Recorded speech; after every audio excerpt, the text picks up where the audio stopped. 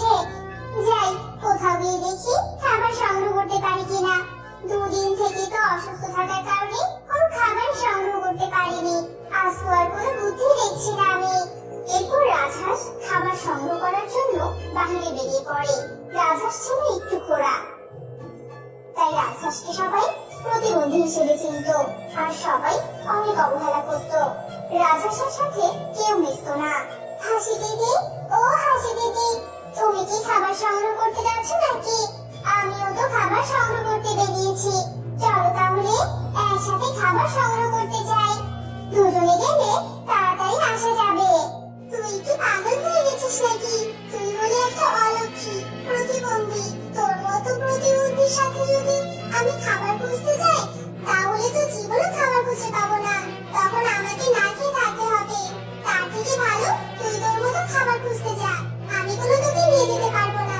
আমাকে এভাবে কেন বলছো দিদি? আমি না হয় একটু প্রতিবন্ধী, তাই বলে তোমরা আমাকে অলক্ষী বানিয়ে দিলে? আমি কি ইচ্ছে করে আমার পা এমন করেছি নাকি? বলো আমাকে। এই যে শুরু হলো তোর একই ডায়লগ। শোন, তোর এত কথা কি আমি শুনতে চেয়েছি? বল। রোজ রোজ তোর এই কথা শুনতে শুনতে আমাদের ভালো লাগে না। যা তো যা। হাসিন রাজহাঁসকে এভাবে অপমান করে সেখান থেকে চলে যায়। সবাই আমাকে কষ্ট দেয়, আমার সাথে কেউ মিশতে চায় না। যাই, আমি বরং একাই খাবার খুঁজতে চলে যাই। রাজহাঁস একাই খাবার খুঁজতে চলে যায়। এভাবে দিন কাটছিল।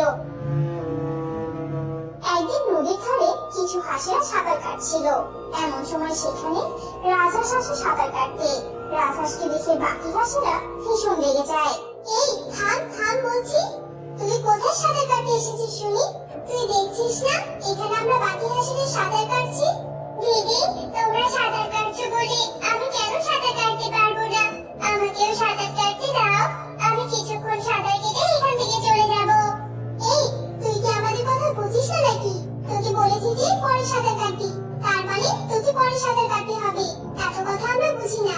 এখানে দাঁড়িয়ে থাকবি না, যা তো যা। হাসির কথা শুনে রাজহাঁস ভীষণ মন খারাপ করে আর সেখান থেকে চলে আসে। এভাবেই অবহেলায় তাদের দিন কাটছিল। ওই জঙ্গলে একটি গরিব হরিণ আর তার স্ত্রী হরিণী বাস করত।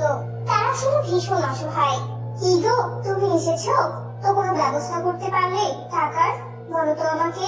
না গো গিন্নি, কতজনের কাছেই তো গেলাম, টাকা ধার চাইলাম, কিন্তু কেউ আমাকে বিশ্বাস করলো না। আমাকে কেউ টাকা ধার দিতেও চায় না। আবার একটা কাজ চাইলাম, কিন্তু কেউ কাজও দিল না। তাহলে আমাদের কি হবে বলো তো? আমরা খাবারের টাকা জোগাড় করবো কি করে? এদিকে বাড়ি একদম ভেঙে যাচ্ছে, তা ঠিক করবোই বা কি করে? আমি জানি না কিভাবে কি করব, আমি কিছুই জানি না। আজকে রাতটা না হয় না খেয়েই কাটিয়ে দেই। ঘরে যা আছে তা কাল সকালে রান্না করলেই হবে। ঠিক আছে, তুমি যেভাবে বলবে সেভাবেই হবে। হরিণ আর হরিণী হতাশ হয়ে যায়। তারা কি করবে না করবে কিছুই বুঝতে পারে না। এভাবে দিন কাটতে থাকে। না, আর এভাবে বসে থাকলে হবে না। যে করেই হোক একটা কাজের ব্যবস্থা করতেই হবে। গিন্নি আমার জন্য অনেক কষ্ট করে, গিন্নিকে আর কোনো কষ্ট দেওয়া যাবে না। এরপর হরিণ কাজের সন্ধানে বেরিয়ে পড়ে আর পশুদের দাঁড়িয়ে রেখে কাজ চাইতে থাকে।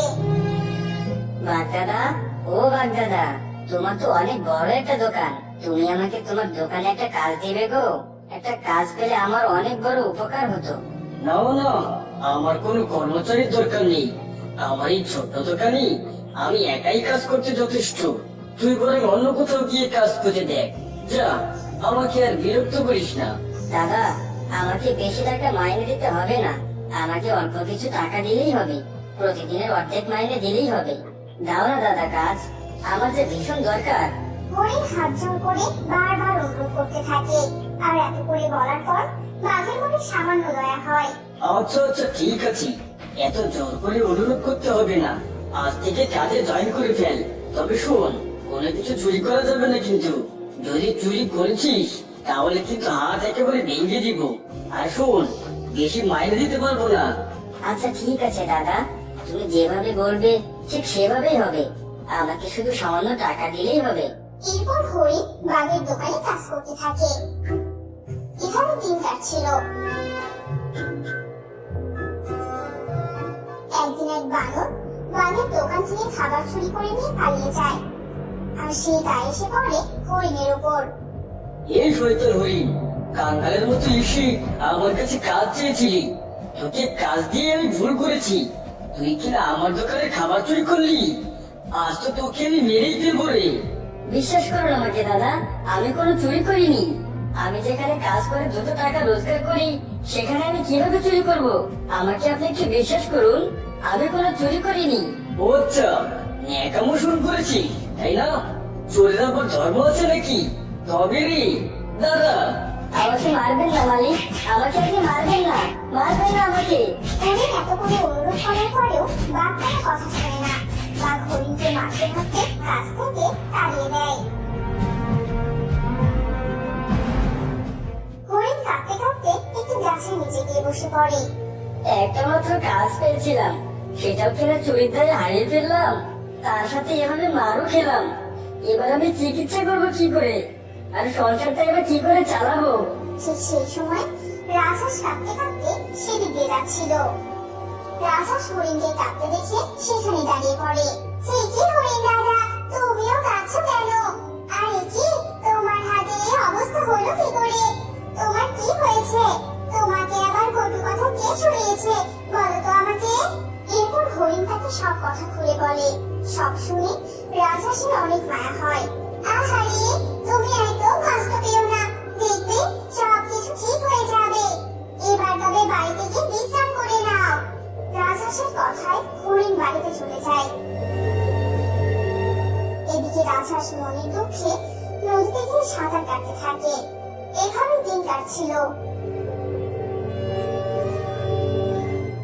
একদিন সকালে রাজহাঁস যখন রাস্তা দিয়ে হেঁটে যাচ্ছিল, এমন সময় রাজহাঁসের সাথে বাকি হাঁসদের দেখা হয়। এই যে, বলতে বলতে অলক্ষিতা চোখের সামনে চলে এসেছে। এই যে ঘোড়া প্রতিবন্ধী, তোকে কে বলেছে এখানে আসতে শুনি? এখন এই সাত সকালে তোর মুখটা যে দেখলাম, এখন তো আমাদের দিনটা খারাপ যাবে। আমি তো জানতাম না যে তোমরা এখানে আসবে। ক্ষমা করে দাও আমাকে।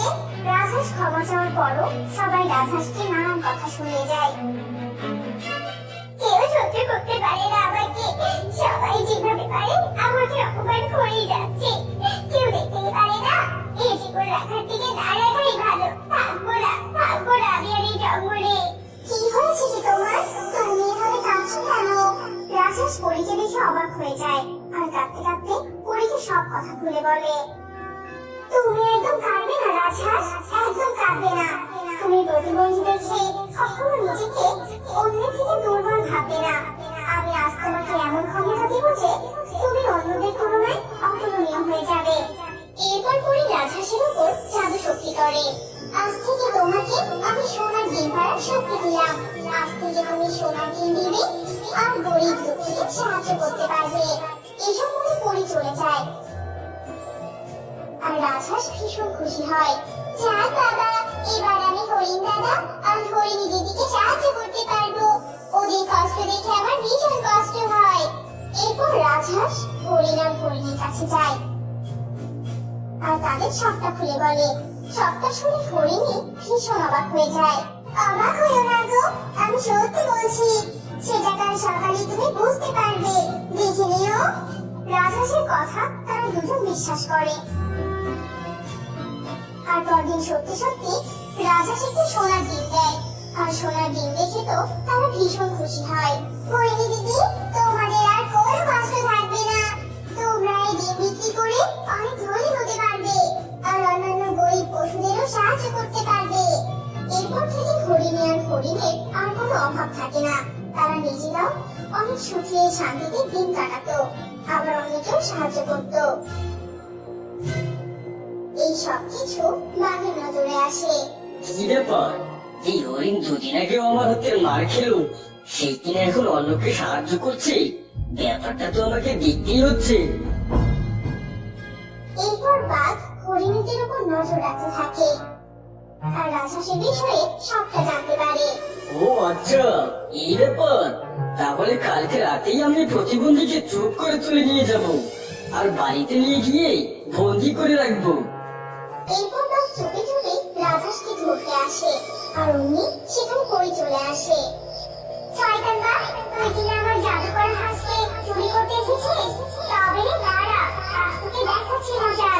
না না, আমাকে ক্ষমা করে দাও। আমি আর কখনো এমন কাজ করবো না। পালা রে ভাই, পালা।